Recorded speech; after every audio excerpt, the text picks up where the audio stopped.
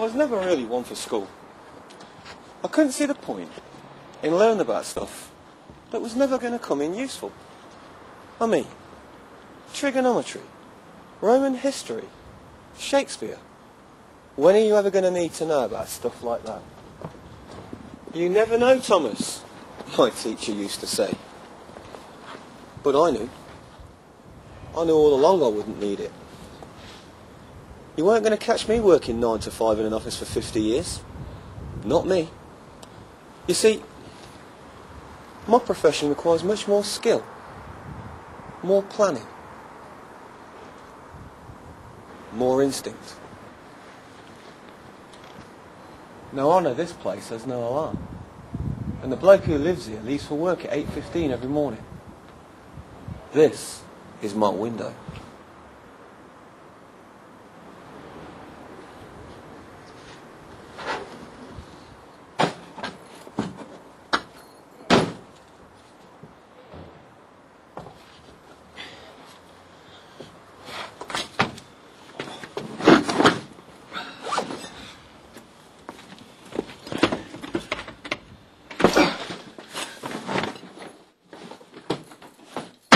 You see, no one appreciates all the good people like me do for the country.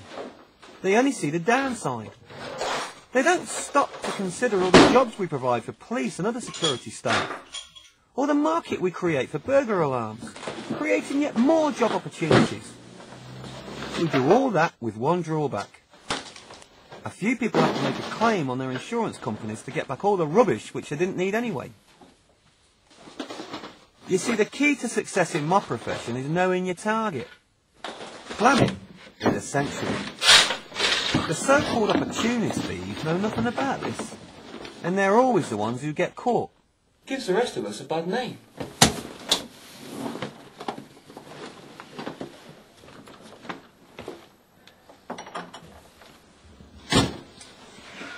Hey, how was your day? Long and dull. I'm officially knackered. You look a bit worse for wear. I am. So, what have you been up to then? Well, you never guess who I ran into today, Naz. Okay, so you've probably guessed. She doesn't know anything about what I really do for a living.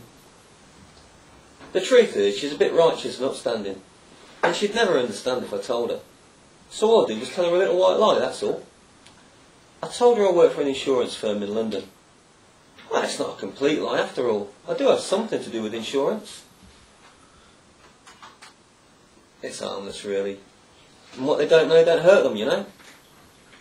I said, did you hear about it? Sorry? Hear about what? That old guy got killed round the corner from here. What happened?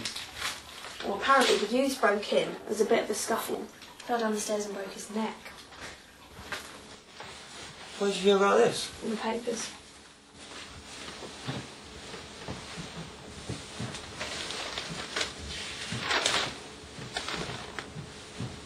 An old bloke killed her for what? How much stuff of value could there have been in that house? Amateurs. They should never have gone in there. Still, they didn't know it was going to be open. They thought it'd be empty. A low-risk job. Could have been me. I suppose in a situation like that, you panic. Who knows what could happen? They thought they were going to be committing a burglary and now they wanted for murder. I can't stand this. Stuff it. I'm getting a job. It's not a retreat, it's a change of career. I want to try my hand at something else. Maybe something in electronics. I was good at that at school. Between that and the Reader's Digest, I probably know enough to get by. I think everyone should be a jack of all trades. Try different things.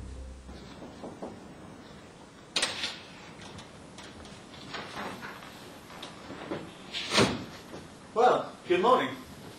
Mr. Manning, is it? Yes, that's right, boss. Boss. Very good. I think you're going to do very well here. Take a seat. Cheers.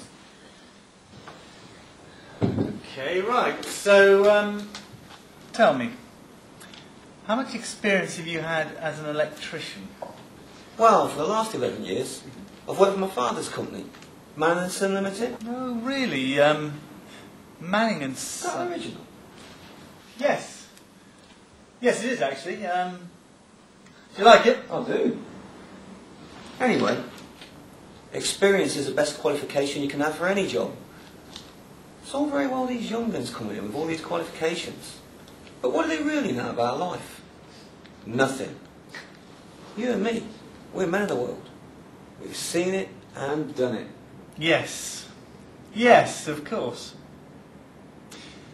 Well, I'm glad you understand what it takes to do a job like this. You wouldn't believe the number of applicants I have walking through that door who think they can learn the whole thing in a book. Fool. Doesn't matter who you're talking to or what the job is. They're all the same. All you gotta do is tell them what they want to hear. And they'll buy it. See? He hasn't even asked me for any credentials. All it took was one compliment. And he's already decided I'm his best mate. So, you'll take it then? Oh, definitely. I'll see you Monday morning. Monday morning. Splendid. My pleasure. Yeah, it's working fine now. I reckon all it was some of the wires had come loose round the back. So I've pushed some of them in and that should sort the problem. Oh, thank goodness for that. That was going to cost me a fortune. Well, you're okay now. These things are really anything serious. Brilliant. Thank you for your help. No problem. I'll see myself out. You should get the bill in about 7 days. It only cost about 20 quid. Great. Great. See ya. See ya.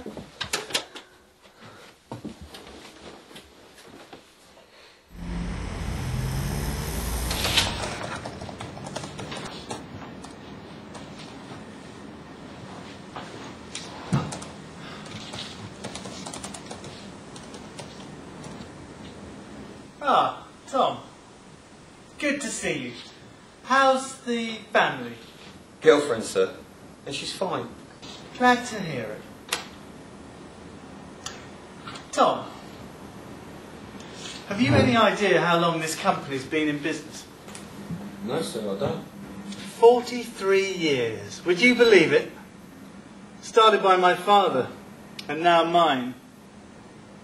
That's, very impressive. Yes. Yes, it is.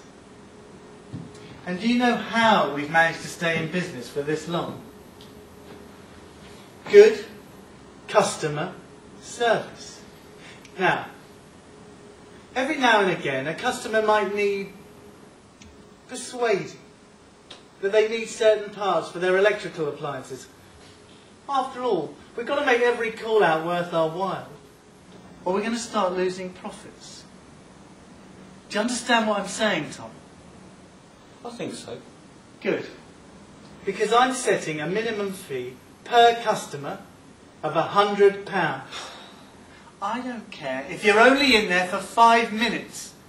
Just tell them the part they need's hard to get hold of. You know, the usual spiel. 100 quid? That's a little steep, isn't it? This company wasn't built on cheap service. If you want to get paid, by Joe, you'd better get out there and squeeze every last penny out of those customers. Is that clear, Mr. Manning? Perfectly, sir. Good. Well, off you go then.